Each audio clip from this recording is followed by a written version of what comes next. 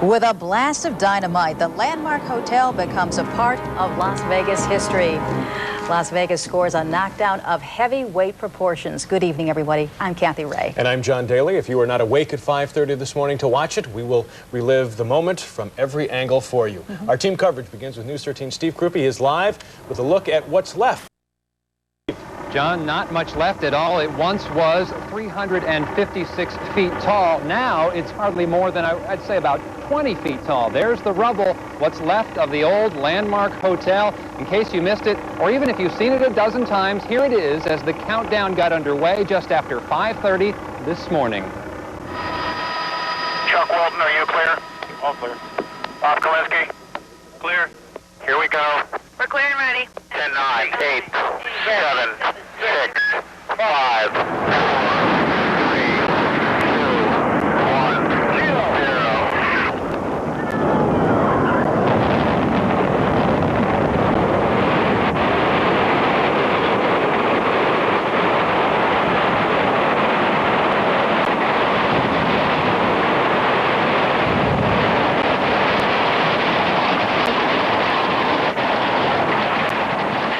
As the building came down, up billowed the cloud of dust. The implosion engineers say it all went off without a hitch. Just watch as the building appeared to split in half. Well, we didn't make it split. Again, that was a function of the construction of the building. That was not by design, if you will. It was a matter of circumstance in the construction. We had to cope with that, and it worked just fine. And just how does he rate this implosion on a scale of 1 to 10? 12.5. One camera angle you won't see anywhere else is this one. We put one of our cameras directly under the falling tower. Hold on to your couches. Here it comes.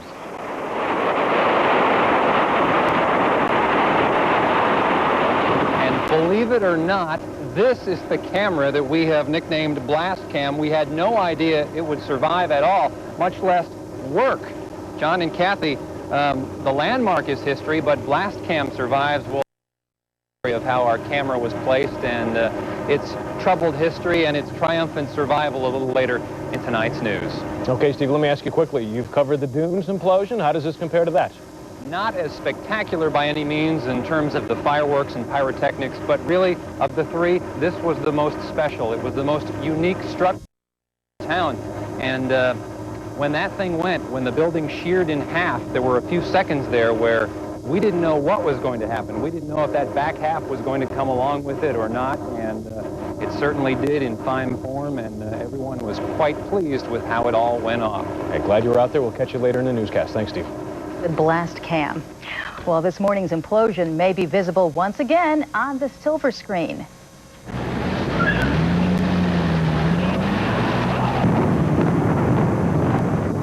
Crews from Warner Brothers recorded the event as part of a film called Mars Attacks. In the film, alien spaceships target their weapons on the Landmark and destroy it. During the actual implosion this morning, stunt crews ran for their lives as the cameras rolled. The Landmark Hotel, ostensibly in the film, is under construction.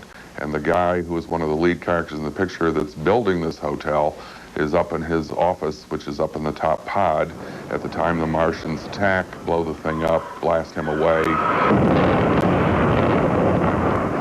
Warner Brothers says there's been no announcement of a cast, but the film is being directed by Tim Burton. He also directed the first two Batman films as well as Beetlejuice. And despite the early hour, curious spectators from all over came out to bid their farewells to the Landmark. Metro Police estimate about 7,000 people were on hand. Oh, great! Incredible! Best thing I've ever seen. I hung off the roof of it when I was a kid in high school and painted Las Vegas High School on it. Howard Hughes just wrote over his grave. And many in the crowd tell us the implosion was exciting to see, but it's sad to see the Landmark go. Folks from all over, even Alaska, flew in for this morning's event. Well, it didn't take long for cleanup crews to move in. The surrounding roads were opened by 7 this morning, right on schedule. But clearing the rubble of the landmark will take much longer. News 13's Elisa Hahn is live now at the implosion site. Elisa, how long will it take? John, they say it's going to take about 5 weeks. That's because they have to separate all this wreckage. Now, the concrete here will go to a gravel pit, and the metal that you see behind me will all need to be recycled. Now, even though there's a lot of work that needs to be done, the workers, after what they went through this morning, they say they need a break.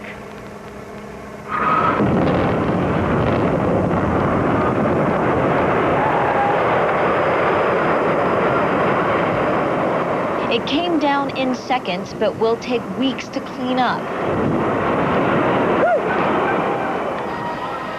The implosion left a huge cloud of dust that drifted for miles. But construction workers say it's nothing a car wash couldn't fix. It's no worse than being parked at the airport for 2 days in long-term parking. After the wreckage is cleared out, construction crews will lay down new asphalt. And where the landmark once stood, a parking lot will be ready for the next big convention. But as for today, these workers say the cleanup will have to wait. Came in at 1 a.m. I'm going home and go to bed. I'm tired. Some much-needed rest at that. Now, this wreckage should be cleared out again in about 5 weeks, but it'll take much longer than that before the parking lot is finished. They hope to have it done by a big convention this March. And again, John, as you know, they could really use the space. Certainly can. Okay, Alyssa, thank you very much. Okay. The landmark now joins a growing list of Las Vegas hotels which no longer exist. It appears the city's history is going up in a cloud of dust and smoke.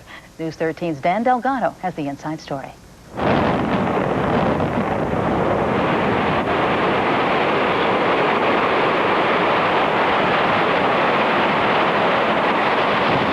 As the landmark went up in a cloud of dust, so did 26 years of history. David Atwell is a 40-year resident of Las Vegas. He makes his living selling hotels and casinos. Atwell says what happened to the landmark today is a shame. To ruin that beautiful structure, that architectural statement for a parking lot is a little bit disturbing. Atwell says the building could have been turned into a giant Las Vegas sign. Atwell believes too much of Las Vegas's history, like the implosion of the first Dunes Tower in 1993, the second Dunes Tower in 1994, and the demolition of the original portion of the Flamingo Hilton in December of the same year were all unnecessary. He says the Fremont Street experience downtown is a good example of how history and progress can work together. And I really think that what they're doing down there now is just a 90s high-tech application of the same idea. And I think it's a great idea, and I think it's going to work. Dan Delgado, News 13. And Atwell says there are still a few more old names along the strip, and he hopes they will not meet with the same fate as the landmark. And now, as promised, the story of incredible survival from the rubble of the landmark implosion. We return to News 13's Steve Krupe live at the blast site with the miraculous details of Blast Cam. You know, it reminds me of those old Timex watch commercials. Kathy, we have done everything to kill this camera. We tried it in the first Dunes implosion. They wouldn't let us use it then. We tried to burn it in a fire, and today we thought we had killed it for sure when the building came down. We've seen the tape 100 times. But here it is again for you. The camera directly underneath the pod. We thought we had positioned it perfectly, and indeed we had. And it came down and boom! Once we saw that, we thought there was no chance at all. We went through the rubble, and there is our photojournalist, Clay Downey, who underneath some of the rubble found our camera intact. And take a look at the smile on his face when he found that it was still working. Here it is again, slightly slowed down. The view from Blast Cam. No one even tried anything like this. We weren't sure whether it was possible, whether it would work, and certainly we didn't expect our camera to survive. So there you have it, Kathy. Blast Cam survives the landmark implosion. That is absolutely incredible.